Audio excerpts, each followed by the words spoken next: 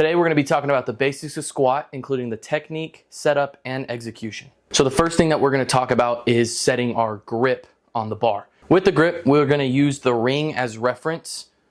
Most lifters will have their grip somewhere inside the ring. We want our grip to be close enough that we can get proper back tightness and bar positioning on the back, but we don't want it so close that the weight sits in our hands and possibly causes us some pain in the wrists. So there's two kinds of squat that you'll see throughout lifting, the low bar and the high bar.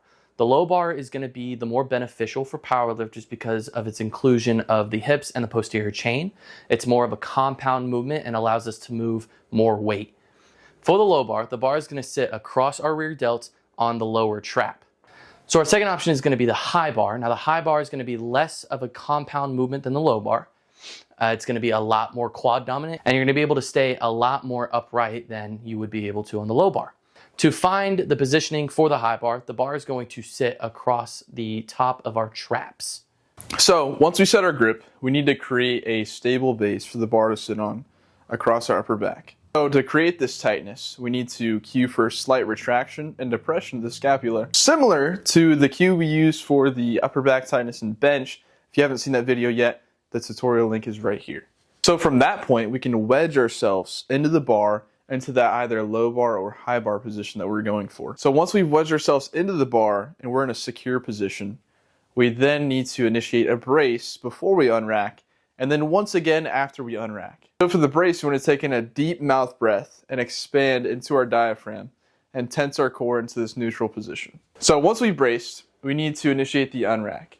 And so you should have your rack height set at a good position to where you can do a slight leg extension and clear the rack without having to shrug the bar up over the J-hooks. And so after we've unracked, we're going to walk the bar up. It should be 2 steps to clear the rack and then 1 step to adjust to set us in a good position and find our stance width. Now that we've found our stance, we need to create an even foot pressure in order to generate the most force in our squat. There'll be 3 points of contact that we want to think about during the squat. It'll be the heel, the pinky toe, and the big toe.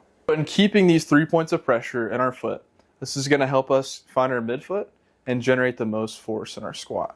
So now that we have walked the bar out and we have found that midfoot pressure, we want to slightly exhale that initial brace and draw our rib cage down, and then take a rebrace in that position to put us in the most stable position for the squat.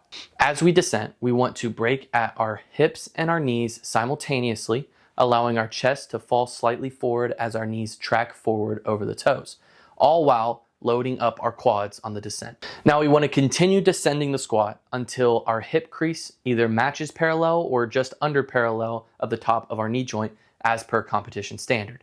Now for the ascent of the squat, we want to maintain that foot pressure that we spoke about earlier using the tripod foot, and we want to maintain our neutral positioning by driving our feet into the floor and staying in our quads.